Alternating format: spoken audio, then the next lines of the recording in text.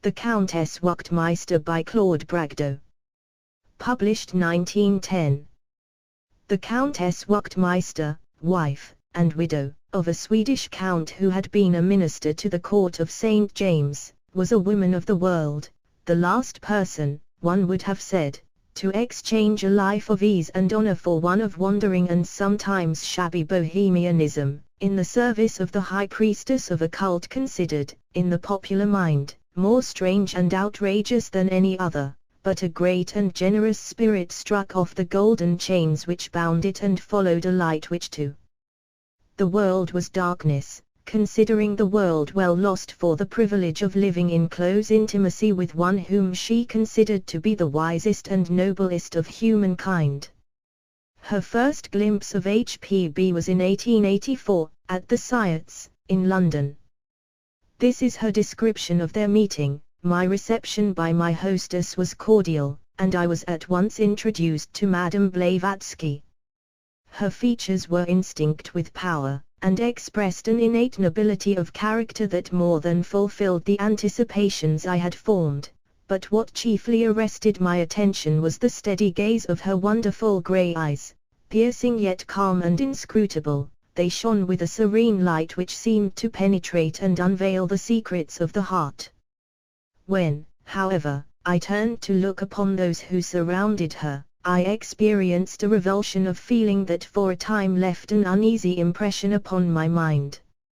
It was a strange scene that met my view.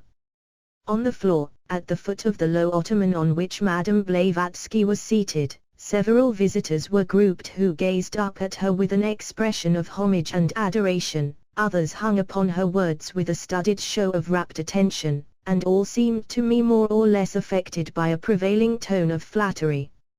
As I sat apart and looked at what was passing before me, I permitted suspicions, which I have since learned to be perfectly groundless and gratuitous, to rest in my mind. I could not then tell that her nature was inherently incapable of degrading its powers and its great mission to the purpose of a cheap popularity. The Countess saw Madame Blavatsky once more before leaving London, though this time no words passed between them, and she had no expectation of their ever meeting again, but one evening, to her great surprise, she received a letter addressed in an unfamiliar handwriting, which proved to be from HPB. In it she invited the Countess to come and see her in Paris, as she was anxious for a private interview.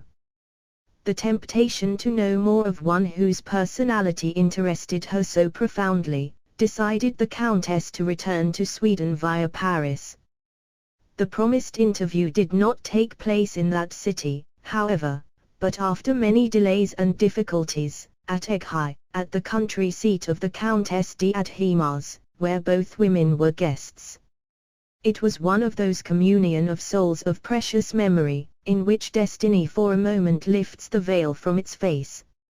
Madame Blavatsky told the Countess many things which she thought were known only to herself, and declared that before 2 years had passed she would devote her life wholly to Theosophy.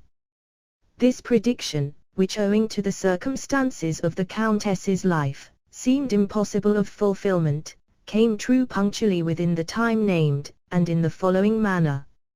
In the autumn of 1885, she was visiting Madame Jighud, at Iberfeld, en route to Italy, where she planned to spend the winter with some friends. As the time for her departure drew near, Madame Jighud spoke to her of a letter she had received from Madame Blavatsky, in which she deplored her loneliness, saying that she was ill in body and depressed in mind. "Go to her," said Madame Jighud, "she needs sympathy and you can cheer her. For me it is impossible. I have my duties, but you can befriend her if you will." The Countess decided that if HPB desired her company she would spend a month with her before starting for the south. Accordingly, she joined HPB at Würzburg, remained with her all the ensuing winter, and, with intervals of absence, to the time of her death,